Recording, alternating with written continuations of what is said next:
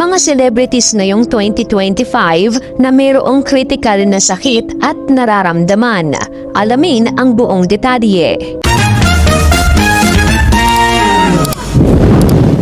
Una na nga sa listahan ay si Kris Aquino. Si Kris Aquino ay kasalukuyang nakikipaglaban sa kapwang siyam na pangunahing autoimmune diseases.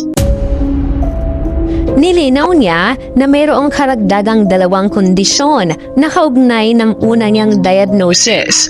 Dahil dito, nakararanas siya ng chronic fatigue, joint pain, lupus flares na sinasabayan ng low-grade fever, rashes, muscle pain, mababang blood pressure at lung cag heart complications.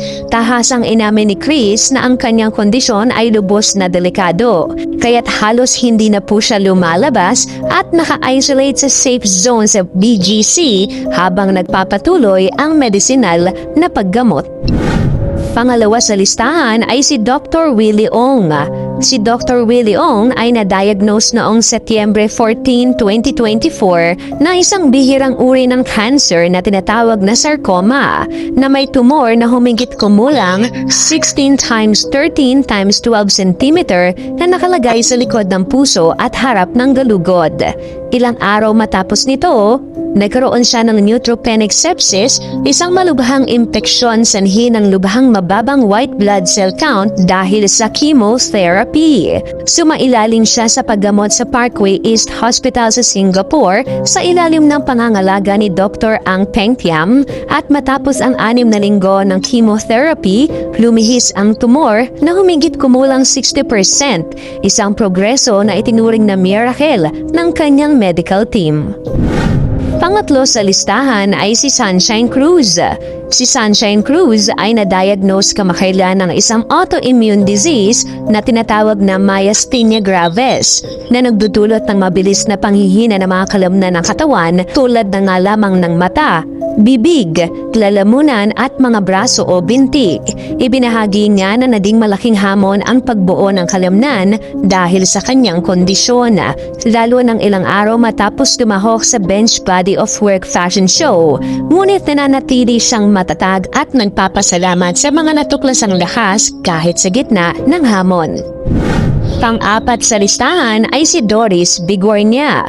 Kilalang journalist ng ABS-CBN ay nakararanas ng seryosong heart attack noong Pebrero 23, 2021 na kinailangan ng open heart surgery, heart bypass operation upang mailigtas ang kanyang buhay.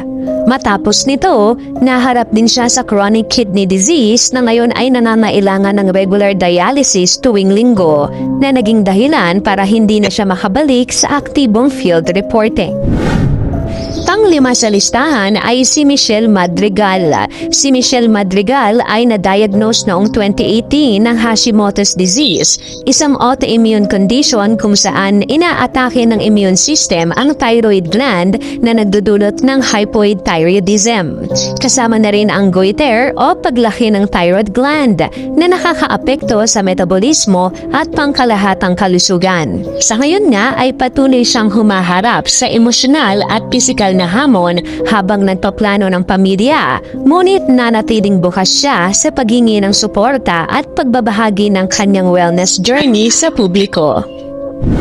Pang-6 sa listahan ay si Angel Locsin.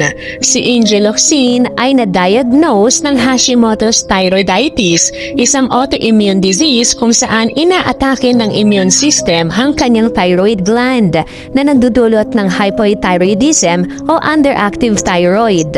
Ibinahagi niya na ang kalagayan nito ang dahilan kung bakit hindi muna siya nagpaplanong magkaanak, habang siya ay sumasailalim sa gamot at regular na monitoring para mapanatili ang balanse ng kanyang thyroid hormone level. Pang-7 sa listahan ay si Pen Medina. Si Pen Medina ay lumalaban sa degenerative disc disease or DDD, isang kondisyon na kung saan lumiliit o nasisira ang mga intervertebral discs sa gulugod, dahilan ng matinding pananakit at panghihina na naging dahilan para hindi na siya makupo o tumayo sa loob ng 3 linggo. Noong Hulyo 2022, sumailalim siya sa isang major spinal medical surgery at matagumpay na naoperahan upang maibsan ang sintomas at gumawa ng paraan para makabangon muli. Kinausap din niya ang publiko para sa panalangin at tulong pinansyal habang siya ay nagpaparehabilitate at nagpapalakas sa post-surgery recovery. Pangwalo sa listahan ay si Iza Calzado. Si Iza Calzado ay nakararanas kamakailan ng malubhang pharyngitis at bronchitis na sinundan ng pneumonia, kaya't na-ospital siya at nakaabot ng higit 1 linggong lagnat, ubo at nasal congestion bago tuluyang makarecover. At panghuli nga sa listahan ay si Ai de las Alas. Si Ai de las Alas ay matagal nang nakikipagbuno sa psoriasis, isang chronic inflammatory skin condition na nagsisimula pa noong 15 years old pa lamang siya. Ayon sa kanya, paulit-ulit ang flare-ups na nagdudulot ng pulang pantal, pangangati at pamumulyo sa balat na minsang naging dahilan upang hindi siya makasuot ng maayos o komportable. Ngunit natutunan niyang makayanan ito sa pamamagitan ng mas malusog na pamumuhay at masipag na self-care routines. Ito nga lamang ang ilan sa mga celebrities ngayong 2025 na mayroong malubha ang sakit.